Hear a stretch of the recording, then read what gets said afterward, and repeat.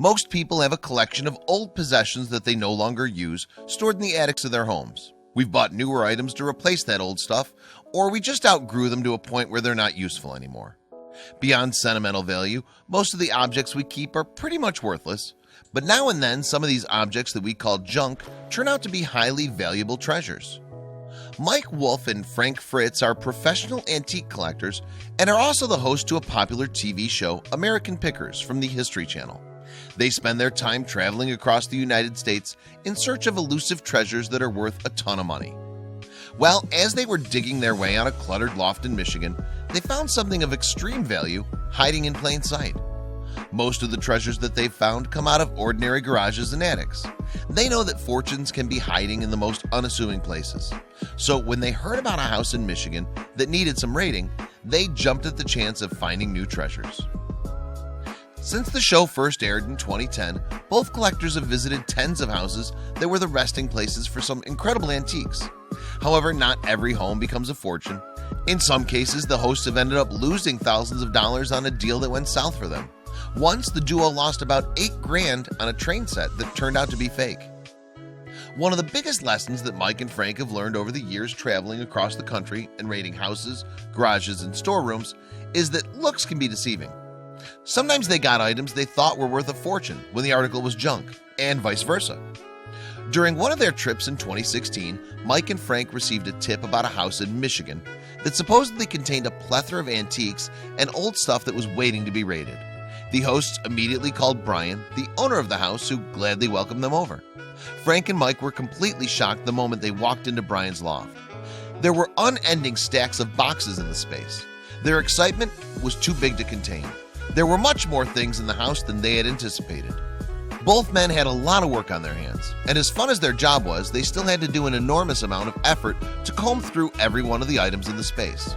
This project could take them hours or even days to complete. Despite the initial host enthusiasm, after several hours of raiding box after box, they still hadn't found anything of real value. They weren't prone to give up on a hard task, but they were getting a little disappointed. But their guts told them not to give up and continue with the search.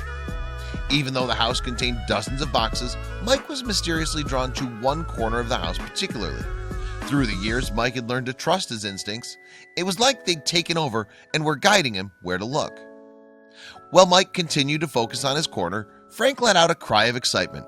He'd stumbled upon several pearl necklaces carefully stored in a plastic container. As Frank pulled the necklaces from the plastic containers to appraise them better and get a better sense of the worth of the pearls, Mike saw something inside one of the corner boxes that had been calling to him since they first stopped in. When Mike was capable of lifting the box, he moved it to an open space where he placed it on the floor. As soon as he opened the flaps of the box, his jaw dropped to the floor. He quickly called Frank, who left what he was doing to check on Mike's discovery. Inside the old storage box was a lot of jewelry pieces. There were more pearl necklaces and other accessories such as pendants, bracelets, and earrings just waiting to be found. With the box open, they called Brian and started to negotiate. Surprisingly, he was interested in only a fraction of the total cost.